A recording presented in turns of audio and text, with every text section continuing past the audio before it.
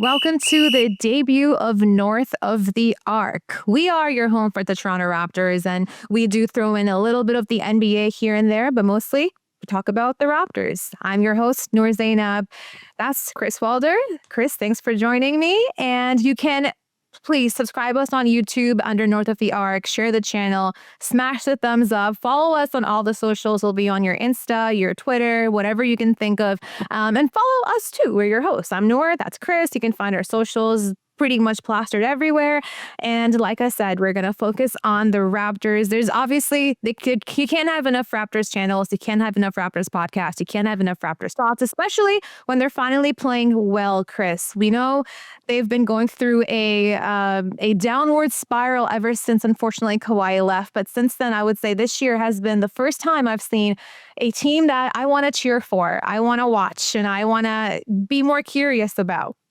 So as of currently, throwing back at you, how do you think their rebuild is looking? Well, first of all, I just want to say that you and I doing a podcast together is freaking cool. We've been mainstays of Raptors Twitter and NBA Twitter for quite some time now. I feel like we need to insert that Paul Rudd Hot Ones meme. Like, look at us. Who would have thought? Not me, but here we are. We did do a podcast together like years ago when I was still podcasting at the time. But to be able to do this show North of the Arc with you is a true pleasure. And I can't wait to start talking hoops with you on a regular basis. But yeah, the thing with being a Toronto Raptors fan is that you're there through the highs and you're there through the lows. And last season was certainly a lot of lows. It was one of those seasons where you kind of want to put on the back burner. It's better left forgotten.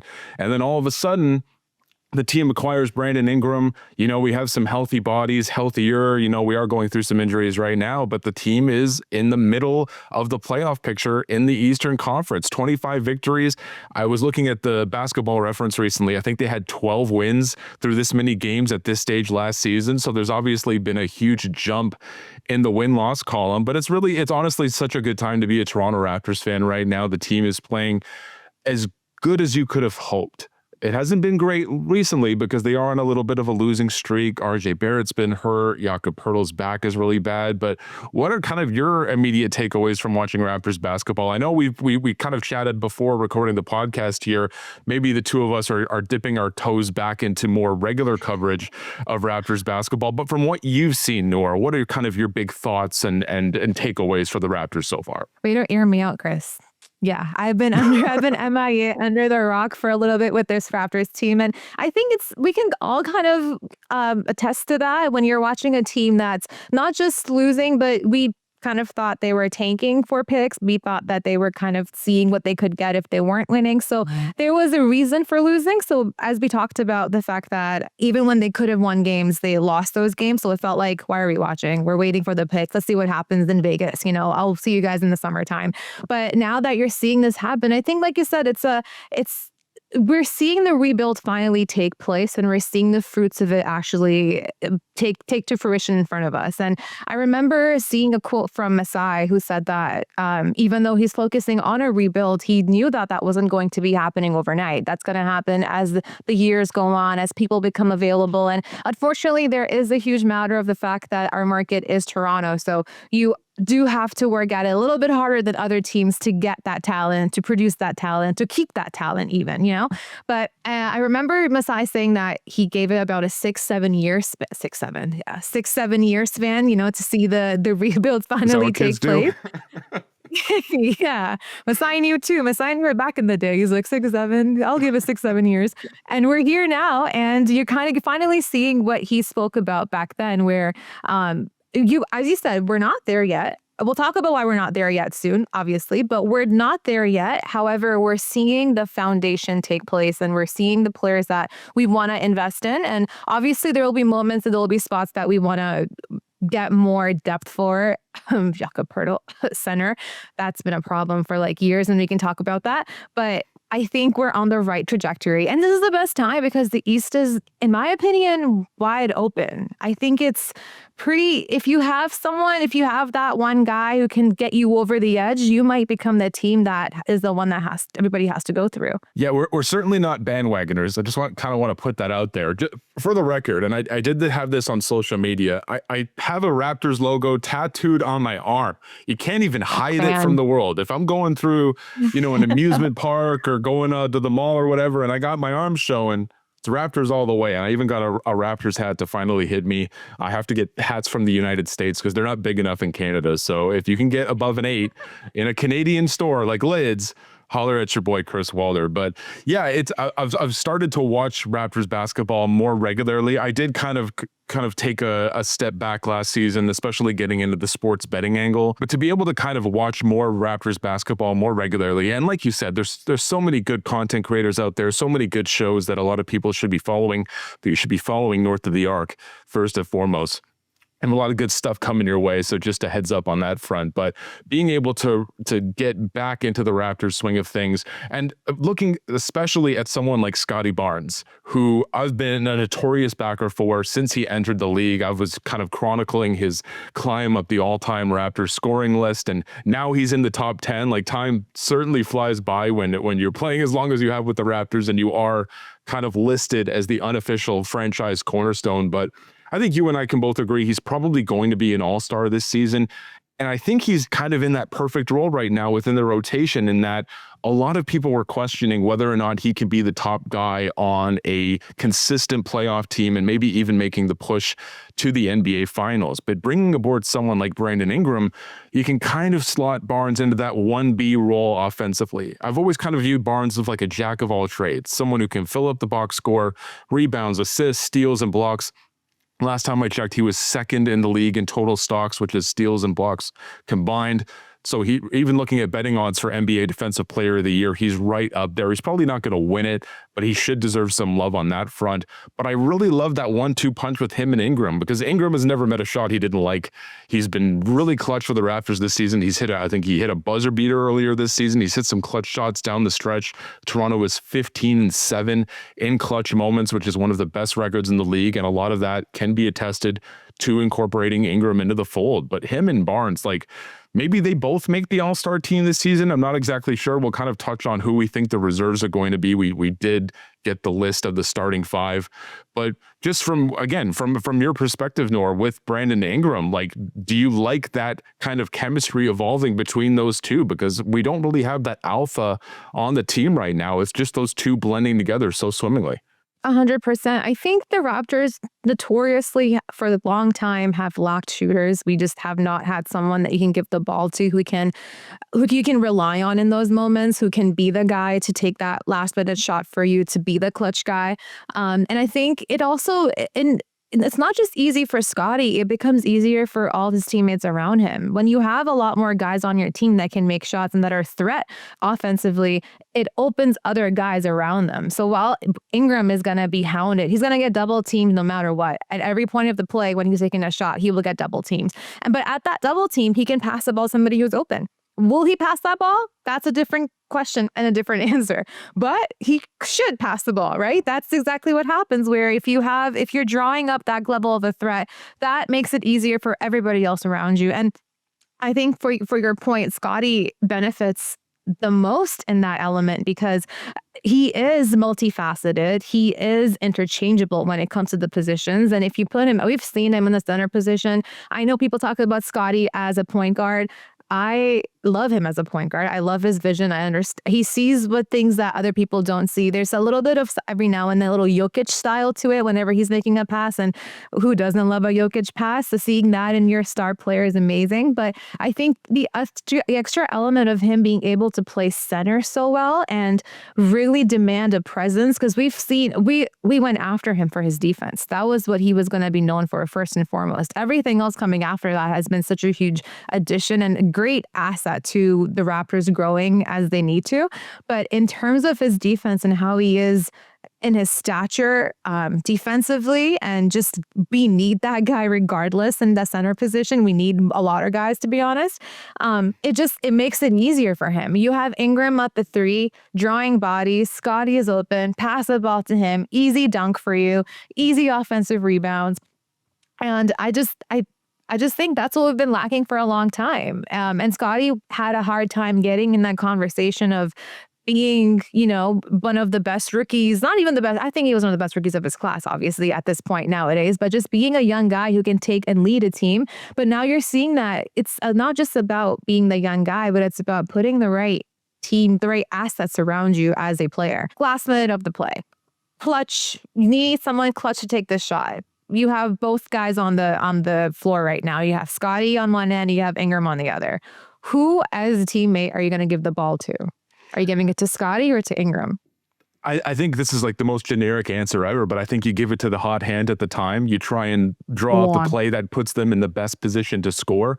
And like we've been kind of discussing, it's a beautiful thing to have those two guys out there to be able to hit those types of shots. And even including someone like RJ Barrett, when he's healthy, he can be a 20-point per game scorer. He's hit clutch shots in the past as well.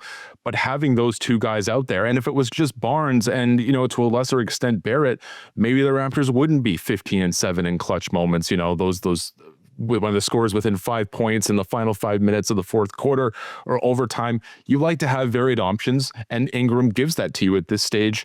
You know, coming over from in that trade, and a lot of people question whether or not he could be healthy, whether or not he could still be a 23, 24, 25 point per game scorer, and he's certainly proved that.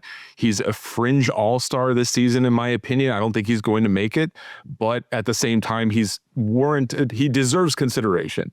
And the fact that we could talk about potentially two Raptors being a part of the All-Star team, I think is really cool. But again, this team still has its issues. You know, offensively, I think the last time I checked, they're 21st in offense, 5th in defense, which has kind of been like their staple in past years. I'm glad they've kind of locked that down. But offense, a lot of kind of guys on this team right now are regressing, especially Grady Dick and Immanuel Quickley, two guys on Raptors Twitter who are, you know, hanging on by a thread, so to speak. I feel like every time you mention those names on social media, everyone's like, we got to get rid of them. We got to package them together, get like a John Morant, see if Milwaukee is ready to part with Giannis Antetokounmpo. So as great as Barnes has been, as great as Ingram has been, this team does have its limitations, and it makes me question whether or not, as constructed, this is a team that can make a splash in the Eastern Conference playoff race. Like you said, it's as wide open as it's been for quite some time.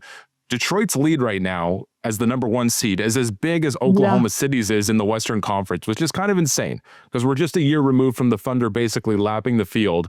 And now it's 5.5 games for both teams atop the East. The New York Knicks have somewhat regressed. They're on a little bit of a losing streak. They don't have the defensive mentality that they once did. Orlando hasn't taken the world by storm. I know they've had some injuries with Banchero and Wagner. Boston has probably been the biggest surprise because they're absolutely killing it without Jason Tatum, who's probably going to come back into the fold before the season is over. Maybe they make a rush to the NBA Finals. So as great as Toronto has been, I don't know if they are kind of in that top mix as of yet, despite what the win-loss column may suggest. So just, again, we're maybe like around the halfway point of the regular season. From what you've seen, Noor, is this a team that can viably contend, maybe not to get to the NBA Finals, but maybe at least get past the first round, contend with like the big dogs in the East for a spot in the conference finals? Or do you think it's too much too soon? I don't want to give this answer, but I do think that their style of play in the playoffs is way too predictable. And you can be a Raptors team in the regular season if you come across teams that don't know your playbook yet, that might have players that are out, that might not be maybe circling your game on their calendar and not really, making a game plan to stop your defense. But when you put two teams in a best of 7 series, then the other team is going to work out a way to figure out what your offense is, what your defense is. So by game 2, their adjustments will take place. And do I think the Raptors have any way around those adjustments when they come into place? I don't think so, because I don't believe that they have a go-to guy who can create opportunities for them. They have guys who can take shots. They have guys who can get a hot hand. They have very good transition offense. We've seen that, but they're very fast. They're quick with it. They can grab the ball, run the floor, and get yourself a point. But I've noticed that the second they lose that transition, a lot of question marks start popping up in everybody's heads, and you can tell the players look a little bit anxious about what to do next. Should we hold the ball? Should we pass the ball? Do we make a play? It's just, I don't think there's a lot of experience there when it comes to getting yourself into the playoffs and maintaining that playoff run there. They can beat the same teams. Like, I think if they were to play Boston, they can beat them in the regular season. If they were to play Philly, they already have. They can beat them, you know? Maybe let's figure out Embiid at some point. Maybe Kyle Lowry's not retired last game. We can not giving him a freebie. But I think all those teams you mentioned in the East are beatable. And I wouldn't even say that they're beatable if we get one guy. You need that one guy. I don't even think that we need anything in addition to our roster in terms of getting that, you know, a star here now. I just think that our team itself, we're not equipped with players that have the experience to run the playoffs. We're not equipped with players to think about how to make a play. They can get shots, they can defend, but you need like a Kyle Lowry there, you know, or even a Fred VanVleet or a Jokic type of player who understands how to get the best out of their teammates. And you can just tell that this is a lack of that. And as much as I love Ingram, as much as I like his, you know, the fact that he's, first of all, a Raptor, and we actually have a bona fide shooter on our team whenever he's able to have a hot hand, do I trust his clutch time making decisions? No. I've seen that happen before, and I feel like when it comes to making the right decisions, he's not really fast with it. He's not exactly when he's being double teamed when it's the last minute of a basketball game. I don't trust him to make the right call then. We've seen him rush the shot. We've seen him take the shot and it just be very ill-advised. So that's kind of what I'm scared of when it comes to their playoff run. I think they'll make the playoffs. I don't even think they'll be in the play-in. I think they'll make the playoffs. But I just don't know how far they'll go in the playoffs. It depends on the lineup. It depends on who they're playing against as well. But at this point, do I think a team could outsmart them? Yes. Chaos or calm, Jackpot City keeps you in the action. Free spins, big wins, and more drama than ever. And if anyone knows drama, it's this guy here. As a diehard Toronto Raptors fans, I've lived it for most of my fandom. And throughout most of my fandom, as I'm taking part in some slots here, hopefully my luck goes well for me today. Chaos or calm, Jackpot City keeps you in the action. Free spins, big wins, and more drama than ever. And if anyone knows drama, it's Toronto Raptors fans, especially if you want to kind of turn back the clock and go back to 2019. I'm talking the second round of the NBA playoffs, Game 7, Scotiabank Arena against the Philadelphia 76ers. You know what I'm talking about. We're talking about the biggest shot in Toronto Raptors history. You know, Pascal Siakam had a doozy in the finals against Golden State. But again, we're talking Kawhi Leonard, who one of the greatest Toronto Raptors of all time, even though he was a one and done. We tried to Kawhi and dine him. Didn't necessarily work. He ended up joining the Los Angeles Clippers, but that shot will live in infamy. I remember watching it live. I was sitting at my mom's house in Scarborough, Ontario, and I'm probably one of the few people in the world who didn't make an ounce of noise, didn't get off the couch, didn't scream at the top of my lungs like thousands and thousands of Raptors fans did at that time. I was kind of in awe because I didn't think it was going to count. I thought Kawhi Leonard might have traveled. The referees might have called it back. The shot would have been just erased from history and we would have gone to overtime. But thank God it actually counted as I'm watching my wacky panda friend here win me some money. That's all I ever ask for in this world. And that Kawhi Leonard shot helped bring the one and only championship to Toronto Raptors fans, which I'm forever grateful for. But again, head to jackpotcity.com and catch your bonus today. Play like a champ, win like a champion, like Kawhi Leonard, like the Toronto Raptors. As currently constructed, I don't think they're in that mix. I don't think they're up there with Boston and New York and Detroit because some of these weaknesses are starting to be pretty glaring. Their shooting has kind of fallen off a cliff. Grady Dick, who was someone that you drafted in 2023 to be that outside marksman, has completely regressed. I don't think he's as much of a liability as some may make him out to be, because I do see that effort level out there. He is diving for loose balls. He is trying to rebound, even though he is undersized for his position. But when you're not shooting and you are supposed to be the shooter, that's an issue. I think there is a little bit of a logjam right now with the wings on the team as well, especially when Barrett's healthy. You got Barrett, who needs minutes. You have Grady Dick. Colin Murray-Boyles is playing out of position out of necessity because the team doesn't have a legitimate 5 when Jakob Poeltl is out, but he's more so a wing as well. Jacoby Walter needs his playing time. Like, there's only so many guys you can have out there on the floor at once, especially when you're trying to develop some of these second unit guys, but you can't necessarily do that. So that's why I'm really intrigued about what this team ultimately pulls off at the trade deadline.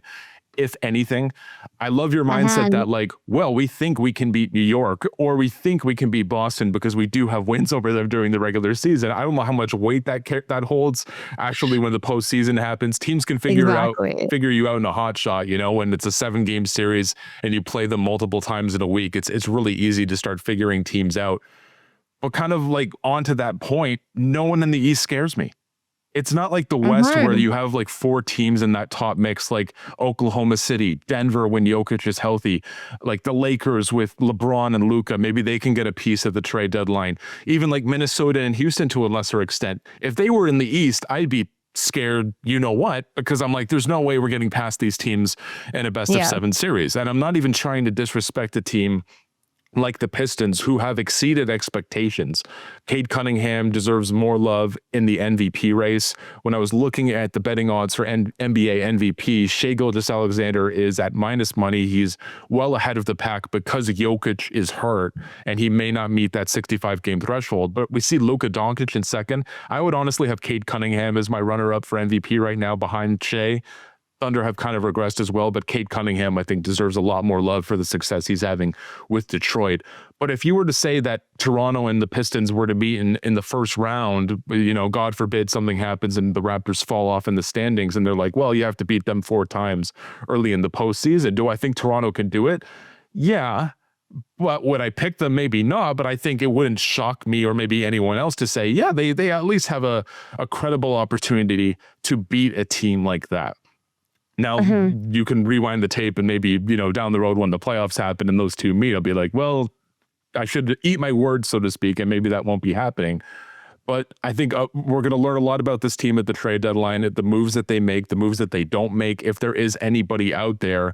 I know a lot of people are screaming for a backup big right now. The Raptors need a center, especially when Poeltl is hurt. Is there anyone kind of out there on the market, Noor, that you're kind of maybe keeping an eye on, maybe looking around the corner and saying, hey, based on their contract, maybe based on the role that they have on the team right now, that individual, whether it's a big, whether it's a shooter, would work well with this current makeup of the Toronto Raptors? I don't think there's an individual player that I'm very much like, yeah, we got to go after this guy. I think being a Raptors fan, you don't have fans. You don't have favorites anymore. You don't want to bring any players over here anymore. Your expectations are low. So I fully entrust the development and the front office in that regard. I'm not going to ever get behind a player ever again like that.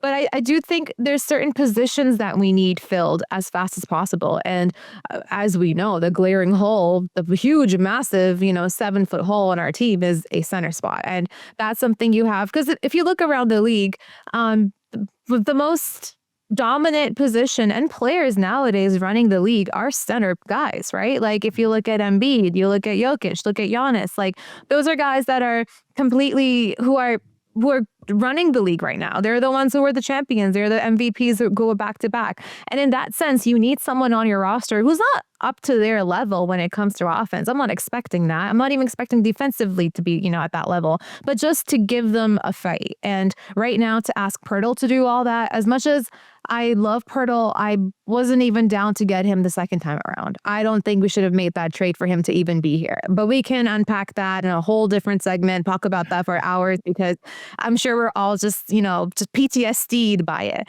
But in terms of that, I think, and even if you look at him right now, we knew Poeltl's history for injury is all over the place. He's not exactly a super healthy player. He's been not that reliable when it comes to that. And even when he's healthy, as great of a player as he is he going to be the guy to help you stop the Jokic's in the league, the Giannis's in the league, even the LeBron's in the league? I think that's going to be tough. So that's a position you have to fill, because right now you have no one. As he said, you're playing Murray-Boyles out of position, and as amazing as he's doing, I'm not trusting him to lead us in a center position in the playoffs. That's not going to be his role. And they're going to figure him out quickly as well.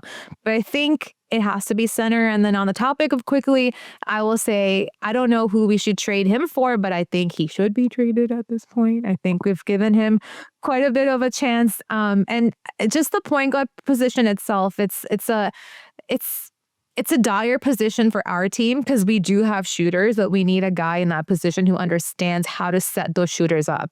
And is Quickley that guy right now? I don't really think so. What do you think, Chris?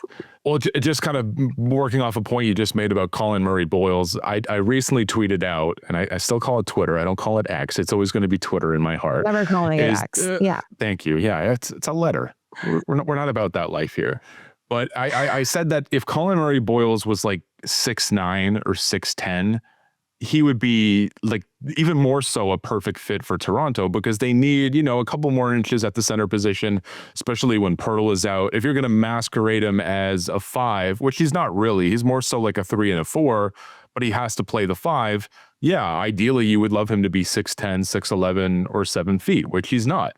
But then people made it out on Twitter that like, well, if he was that tall, he probably wouldn't have been available for the Raptors at the pick that they picked him, which I totally get and I totally respect, and that's absolutely the case. But now, again, when we're looking at the trade deadline and we're looking at some of the centers that may be available out there, like I was even looking at names like in Phoenix, like Nick Richards, or I love the Georgian angle of like Goga Badatse from Orlando, bringing him here and pairing him with Sandro Mamukelashvili, which is a tongue twister. I'm still trying to say that properly. I've got the spelling down, so if I ever need to write his name out, I'm getting there. I'm doing well. But again, that would be my primary target right now, is to get bigger. But I like what you're saying about Immanuel Quickley, because I was looking at his true shooting percentage recently. It's the second lowest of his career. His numbers are kind of hovering around where they've been in recent seasons. But I think a lot of people are looking at his shooting and being like, well, if he's not really shooting, he's a liability defensively. And lo and behold, as I talk about Raptors basketball, here's my cat, everybody. Walter. He wants to say hi to the public. This is what gets the clicks, by the way. Hey, Walter, how you doing, buddy? All right. His name is Walter Walder. Yes, I get the pun. He's so just chilling down there. He thinks it's you have a cat named Kawhi? You didn't know that? Yeah. Oh, yeah, we did talk about this on my show back in the day. How's he doing? I think I also claim Kawhi coming here because of my cat Kawhi, because it wasn't even like I named him Kawhi before Kawhi was a Raptor. It was while he was with the Spurs. So I think I didn't ask for any commission from Masai. It's all good. Yeah, don't worry about it. But I did help get him here. So, it is what it is. This is what podcasts are for. It's just from like the random inclusions of cats. That's why I will feed you in a little bit, my friend. Cats to cats. Podcats. Podcats? Can we do that? Can we put a trademark out there for it? But yeah, no, if you want to see some Immanuel Quickley takes, you basically just have to go on my Twitter and look at my timeline and just see the amount of people that are ready to get rid of him based on the way that he's performing. And it's obviously not his fault that he ended up making the contract that he did. If someone puts that amount of money in front of you, you're obviously going to sign on the dotted line. Oh, yeah. I do know that that report came out today. We're recording this on Tuesday, January 20th, and a report came out earlier today from Sportsnet's Michael Grange, where he was kind of talking about the mindset that the team has moving towards the trade deadline. And the report that Bobby Webster's contract may be on its final year. He may be renegotiating it once the trade deadline comes and goes. But one of the names that came up, and I was seeing this on Twitter, I want to look more in depth on the report, is that the team isn't interested in someone like John Morant. And I've been kind of outspoken on him as well, saying I don't know if he is the right guy at the right time for this team. What if they were to make a splash and go after him, you would have to get rid of Quickley.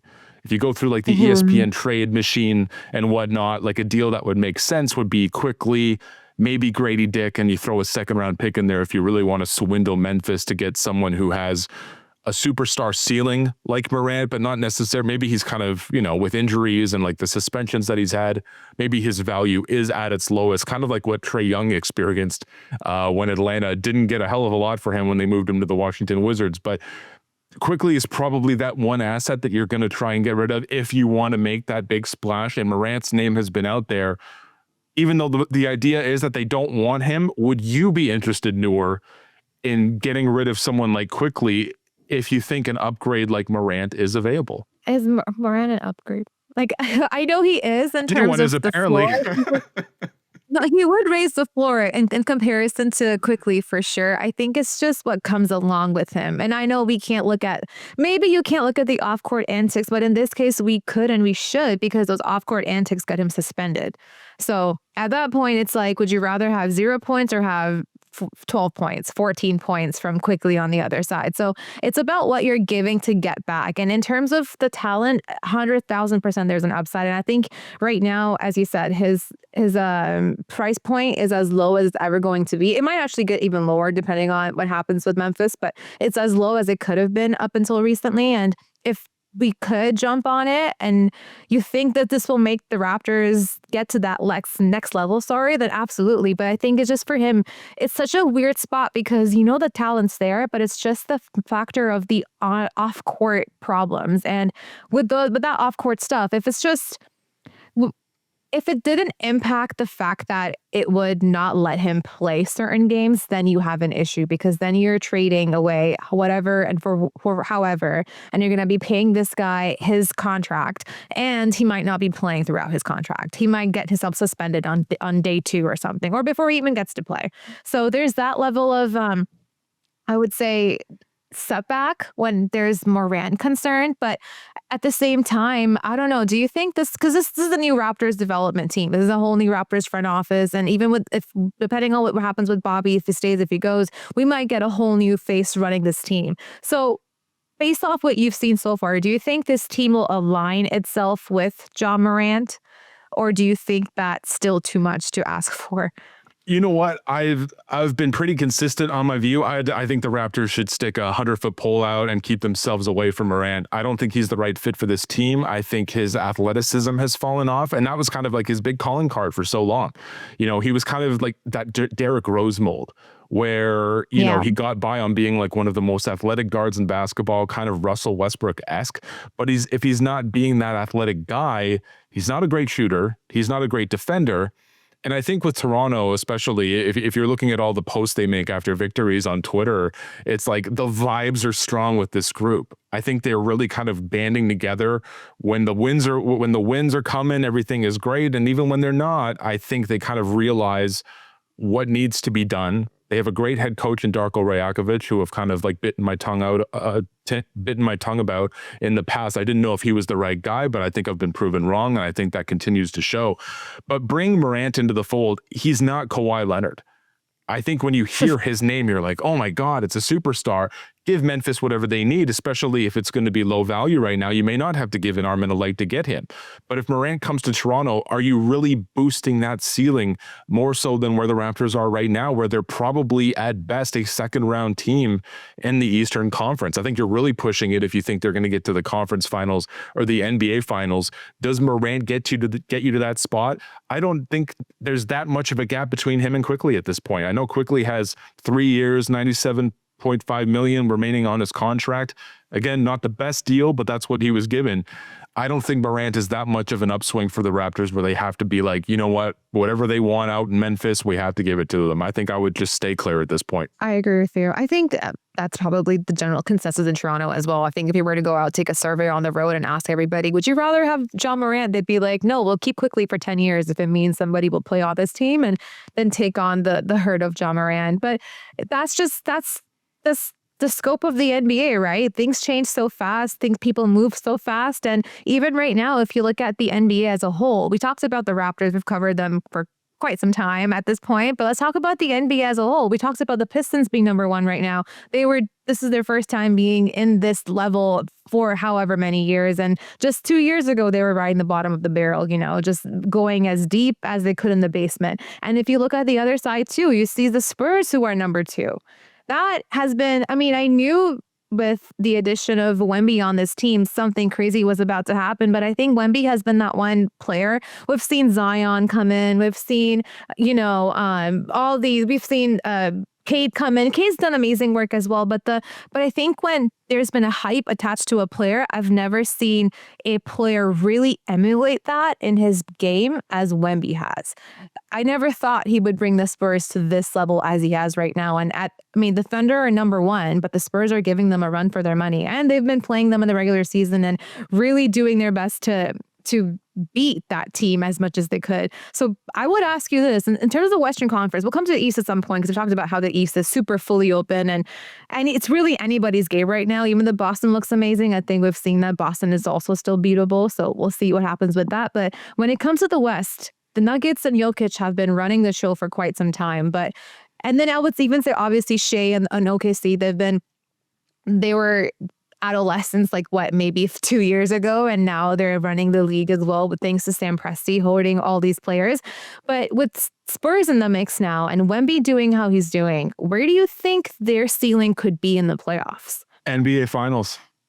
And it's crazy to say, because as young as they are, as inexperienced as they are, I think the Wembanyama factor puts them in a realm where anything is possible. And that's for someone who makes the impossible look possible on a daily basis, based on his height, based on his length, based on his ability to get to the basket, hit three-pointers.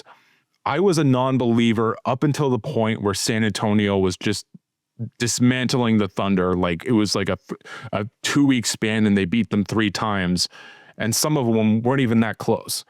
And it made me think about this really cool stat that dating back to 2019, when the Toronto Raptors won the NBA championship, ever since then, we've had a unique champion, which I think is great for the league. It's great for parity, makes so many teams think that they have a reasonable shot of hoisting the Larry O'Brien trophy every single season. But for every repeat champion, the winner has not gotten past the second round the following season. And if I was to spew hot takes and be like, the Oklahoma City Thunder are not going to get back to the conference finals this season, people would look at me and be like, you're absolutely crazy. Like, it wasn't that long ago we were talking about them potentially winning 70 plus games and even beating the Warriors record of 73 and kind of making that interesting. That's off the table now, unfortunately. But that's just a testament to how deep the Western Conference is, and throwing the Spurs into that mix with Denver when Jokic is healthy, with the Thunder, of course, Houston with Şengün and Kevin Durant and that defense and offense. It's like it's anyone's game at this point. And I love the fact that we're talking about the Spurs finally returning to relevance. You know, I was a big fan of that Big Three era with Tim Duncan and Manu Ginobili and Tony Parker. It was like the beautiful game. One of my favorite NBA finals of all time is when they beat the Heatles in 2014. Kawhi Leonard was the finals MVP. They just made basketball look so effortless, and it kind of dismantled the notion that you needed a super team to win a title. You know, fast forward a few years with the Warriors and Kevin Durant, obviously that was kind of a span where I was proven wrong. But back then when the Spurs were winning championships, it was just a great thing to watch. But now with Wembanyama, they have like this 3-headed monster in the backcourt with Stephen Castle, you know, the rookie of the year, De'Aaron Fox, who's been killing it, especially as a facilitator as of late. And then you have Dylan Harper coming off the bench, with the exception of having like an elite level wing, which Harrison Barnes is not, but they get by with Harrison Barnes being their starting 3, and it works for them. When you have Wembanyama as your star player and you have a backcourt that looks that great, it would not shock me whatsoever if San Antonio got to the finals this year. I think whoever gets out of the West is going to have to work their asses off to get there. But San Antonio is a viable contender. And if you want to kind of loop my comment of like the Thunder may not get to the conference finals this year, that wouldn't shock me either. Yeah. You know, as you said that for a second, I was like, how could you say that? And then I was thinking about all the teams in the West, and I'm like, I get it. I completely get it. And I mean, we can talk about how in comparison, the East looks a little bit lackluster because the West is just so heavily tanked. But it just also tells you that it really could be anyone's game this year from the West. It could be OKC versus Denver in the final, in the Western Conference Finals. It could be Spurs versus Lakers in Western Conference Finals. Because even now with the addition of Luka with Lakers, you never know. LeBron could be like, this is my last year. I want to do whatever I can. I want to do whatever I can. And I've got the addition of Luka now. So let's see what we got. You know, like there's so many teams out there that you can really make a strong case for. And I would say none of them would surprise me to just be in that position. But at the same time, that tells me if those teams at that point, because we view them to be so strong and so heavily, you know, just so stacked, does that mean whoever comes out of the West is going to win the NBA championship? No, because I think the Jason Tatum factor really scares me that once he comes Oh, back, and it depends on how he looks coming off such a major injury, but with the way Boston looks right now with Jaylen Brown at the forefront and they're the second seed in the Eastern Conference, and you're telling me that you're getting like an MVP top 5 player in the world and Jason Tatum back into the rotation. Like they made so many moves last summer with the idea that Tatum was not going to come back.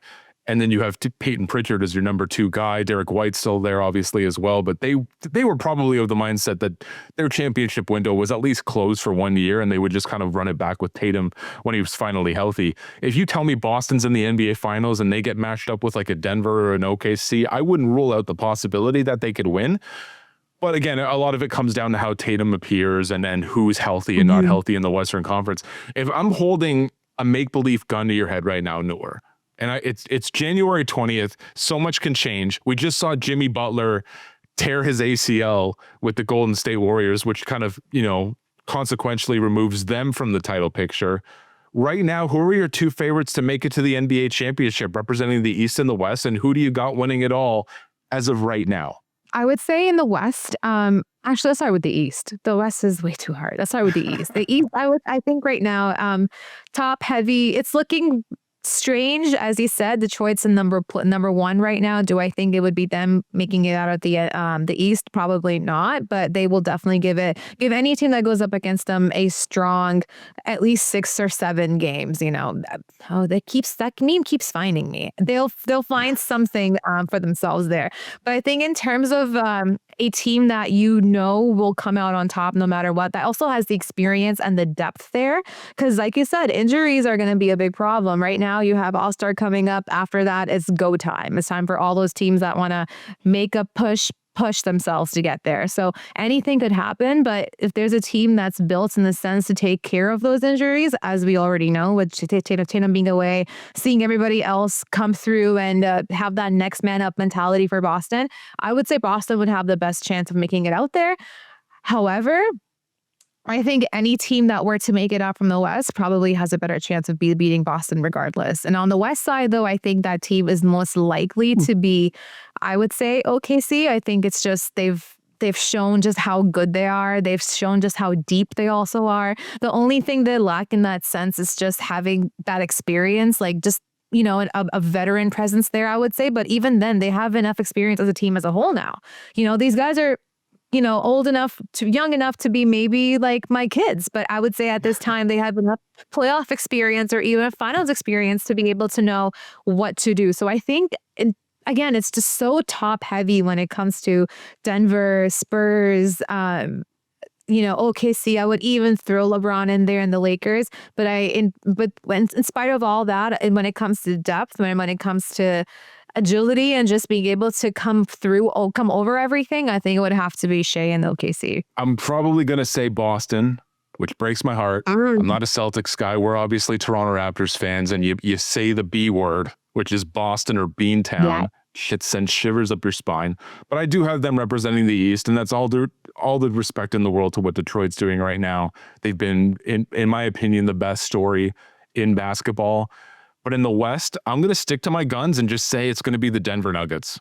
And I do have a Nuggets hat, which I may wear on a future episode of the show. Just a spoiler alert for future episodes. I have a lot of basketball hats, which I'll probably be rocking when I don't have a haircut. But last year, lest we forget, Denver pushed them to 7 games. And now they have Peyton Watson, who was just recently NBA Player of the Week. He was averaging better than 20 points.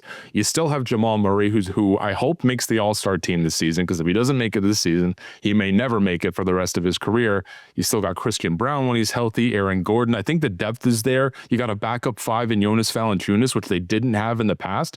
I really like Denver's chances to make it to the NBA Finals this year. I would have them beating Boston in 6 games, and that's factoring in Jason Tatum, just for the record. But I know we kind of touched briefly on All-Stars. I know you said the word All-Star, which is a perfect segue to this, because we've just heard who the All-Star starters are going to be for both the East and the West. And I'm just going to run through these players awfully quick. In the East, we have Jalen Brunson, Tyrese Maxey, Cade Cunningham, Jaylen Brown, and Giannis Antetokounmpo. And out in the West, Nikola Jokic, Luka Doncic, Shai Gilgeous-Alexander, Victor Wembanyama, and Stephen Curry. And Noor, I have zero problem with any of these players being starters. I want to say I don't think anyone should care who is an all-star starter. I think it's so overblown because if you make the all-star team, your Wikipedia page will say you were an all-star. There is no distinction for being an all-star starter. I think that is the lamest takeaway whatsoever. But of those 10 names I just brought to your attention, is there anyone who is an egregious snub that you think, man, they should have been there? No, I don't think so. I think it's even when it comes to a snub, it's also a popularity vote, right? When it comes to all-stars, it's just about which guys are going to be the most likes, the most loved, the most well-known. And when it comes to that, it's not even always about talent or about the encore production. It's just about who we know is going to be picked. And that's based on popularity. And based on popularity, those names, I mean, that's, year in, year out, that probably makes sense. What do you think? Can I throw a name at your attention and see what you think? How about Anthony Edwards? Because a lot of people, especially from Timberwolves Twitter, are upset that Stephen Curry got there when his numbers are worse than Edwards and Minnesota is higher in the standings. Can I entice you with Edwards over Curry? I would say in terms of the play and in terms of how much the team rely. I mean, actually, that's not a bad way to put it, I would say, because the team relies on Steph Curry so much too, and so does the Wolves rely so much on Anthony Edwards. But you also have to look at the standings as well. I think that the team overall performance has to play a huge factor. And in that sense, if you have Wolves at 4 and Warriors at 8, one in the playoff position, one in the play-in position, you kind of have to give the flowers to the one who's going to be in the playoff position. However, in this case, it's a little bit of an anomaly because he's going up against Steph Curry. Steph Curry is going to win the popular vote 10 times out of 10. And in that sense, I mean, I understand where the fans are coming from. Could he have taken Steph's spot in terms of the analytics? Absolutely. In terms of how the team's being carried? Definitely. Popularity, though, which the NBA All-Star is based on, that's where Steph Curry wins always against whoever. I'm curious to know what you think as well. Do you think there's anybody else that we could swap out for Ant? You know what I'm happy to see? I'm happy LeBron James didn't get voted in. Because I was putting together a list of my reserves for the Western Conference specifically, obviously, and I know they're doing the whole Team USA versus the world, and if they don't have enough international players, I think Adam Silver said he would step in and say that he would start replacing some of these names. But if you want a bold take, of all the years, LeBron James does not deserve to be an all-star this season. And I'll tell you why, because I've run through the names in the West of the reserves. I mentioned the starters earlier. Obviously, just based on the discussion we just had, Anthony Edwards should be on the bench. I think he's a lock to be a reserve. I have Kevin Durant, Alperen Şengün for both Houston Rockets. I think they both deserve to be there. I have Chet Holmgren for the Oklahoma City Thunder. A surprise to some, but he's been killing it this year for the Portland Trailblazers, who are a 500 team in the West, and that's something. Denny Avdija of Portland, with the scoring that he's been doing, I can't believe Washington got rid of him for as cheap as they did. And then Kawhi Leonard, with the run that he's been on lately for the Los Angeles Clippers, they were written off, but now they're kind of working their way back up the standings. And I think Jamal Murray gets in as well.